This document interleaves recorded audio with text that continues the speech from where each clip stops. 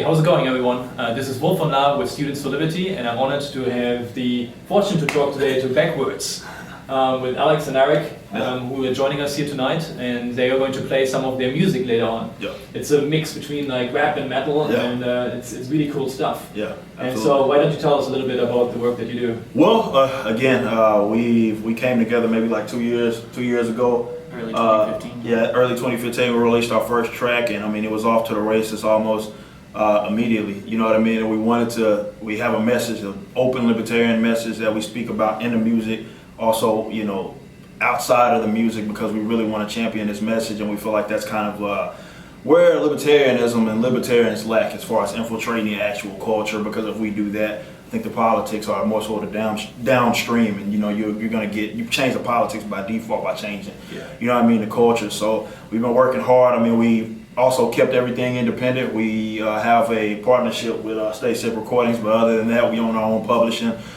We spent probably $100,000 or so in the last 2 years just to get everything off the ground. But that's what it's about. It's about really getting this message out, and we're stoked to finally have our debut, album finally dropping March 31st called Veracity. So Excellent. looking forward to it. And behind the stage, we were talking a little bit how it is like to be a libertarian within the music industry, because I lived in Sweden before, and like a friend of mine told me that there was like one band that was explicitly told by the label that they should move more to the left in order to appeal. Which is really ironic, right? You can make more money if you have like a left message. Yeah. Do you experience something similar to that? I mean, I would say right off the bat, that was one of the first things that we experienced. And what I don't want to say it halted our growth, but we could have had probably a lot more success initially had we really had a left-leaning message, which is the same stuff that's always, kind of being regurgitated out there. But we believe in our message, and we knew that it was going to be kind of a process to get it out there. We miss a lot of opportunities. People turn it down on us because of our message. But it's awesome because we still have that libertarian kind of core. That's our foundation. That's our backbone. So a lot of those guys support us. We've done crazy numbers. We're bigger than a lot of these bands that are on these kind of major indie labels. We've done numbers. We've had an opportunity to be able to be featured in so many different metal avenues, from Metal Injection, Loudwire, Alternative Press, and they've been talking about the message, which is the first time that they've ever done that. So I think that initially, I think Alex would agree, initially you kind of felt that, but it got to a point definitely when we released Statism, which featured Craig Mabbitt from Escape to Fate.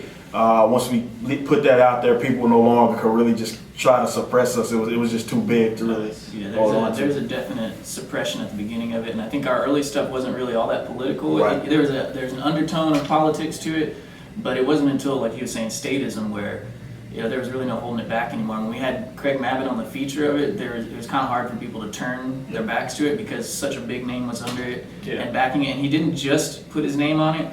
He promoted it. He's promoted every release we've done since then. So these guys, these guys that are jumping on our stuff, it's not just a paid feature. And these guys really do back what we're doing. Just real quick, like if you could speak to one of these kids who is an artist coming to this conference now, who's libertarian and wants to do more, what kind of advice would you have for him or her in order to succeed in the business as a libertarian with libertarian messaging? Man, it's going to be hard. There's always going to be some kind of push, but I think the biggest thing is not selling out and just building that core of the libertarian fan base. These are people that are not going to just drop you in a couple of years. These are people that are going to be backing you just because of the message, regardless of your music style. We have people that back us that they straight up tell us we don't like your stuff, your music style, but we love the message and we're going to back it. We have people buying our stuff just because of that. Absolutely, and that's just like he said. I mean, that's the biggest thing that I tell a lot of these folks, and I hope that with the release of the album and with the release of all this stuff that we're doing, we kind of we open the gates for a surge of a bunch of libertarian artists to show them that it can be done. Because I know a lot of people kind of are scared, they run away from it because I'm going to get a pushback like Alex mentioned, but I say just do it. If you can gain a foundation like we did with these libertarians who want to just support the message, that's going to catapult you to, I mean, a wide variety of different people. So just do it. That's my advice. It's been my advice for a lot of people that come up to us. We talk to people on these shows, and we got people that are kind of undercover libertarians. Oh, I love your message, man, but I could never do that. I was like, no, yeah, you can. You know what I mean? And I think people, and it helps with us being the type of people that we are, definitely with us being the two front people. And we're unapologetic, and we kind of have that ability to really handle whatever criticism comes our way. And we're also smart enough and well versed in libertarianism to be able to defend the philosophy. So it helps to be strong-willed, understanding what it is that you want to put out, and that really helps, because you're going to get the pushback. It's more so just, you know, screw them and really go ahead. That's awesome. Thank you so much for doing that. Like, I mean, we have like an art show here. We have Mamo here, who's like a rapper as well. It's so cool to see like more artists doing this. I mean, we need libertarians in all spheres of society, and that is actually our theory of social change. It's the reason why we don't only focus on politicians, but we need more people like you. So thanks so much for what you doing. Appreciate it, man. Thanks so much for coming on.